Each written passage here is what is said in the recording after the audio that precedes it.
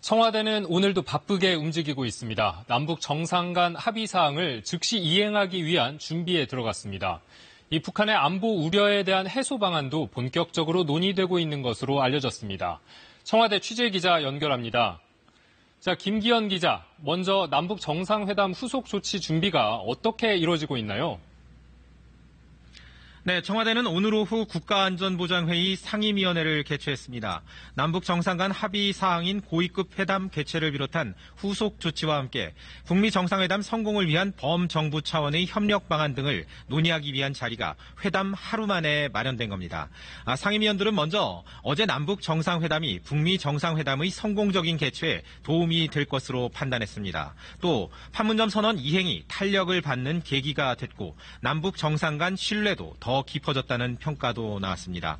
이에 따라 당장 다음 달 1일로 예정된 고위급 회담은 물론 군사회담과 이산가족 상봉을 위한 정부 각 부처 차원의 준비가 활기를 띠게 될 전망입니다.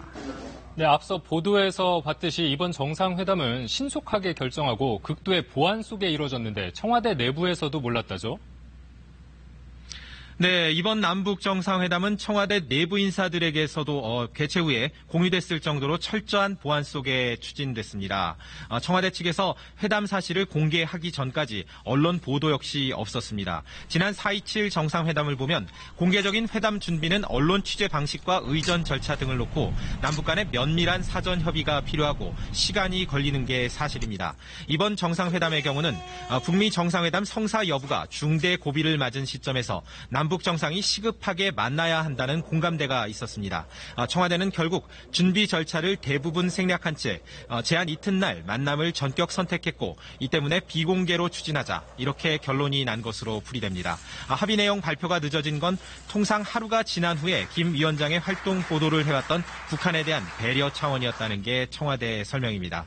이번 정상회담을 네, 이번 정상회담 전에 미국 측에 사전에 통보하고 협의를 했다는 거죠? 네, 남북 정상회담을 비롯해 현재 기울이는 모든 노력은 결국 북미 정상회담 성공에 초점이 맞춰져 있다는 게 문 대통령의 인식입니다.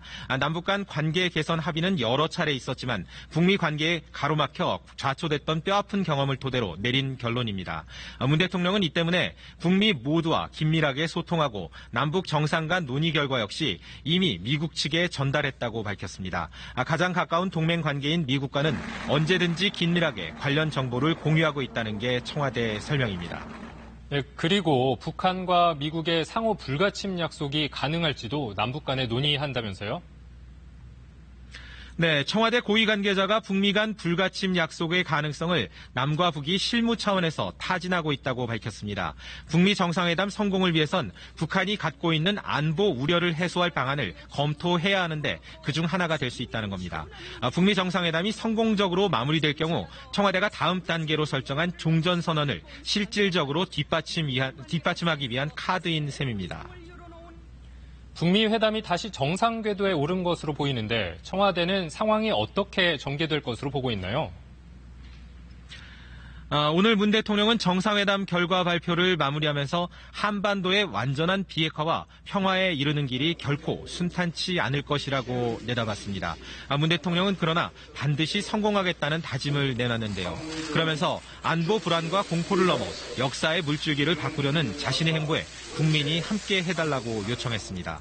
결국 국민 신뢰를 바탕으로 나아가야 비핵화와 한반도 평화를 이룰 수 있다는 판단에 따른 것으로 보입니다. 지금까지 청와대에서 전해드렸습니다.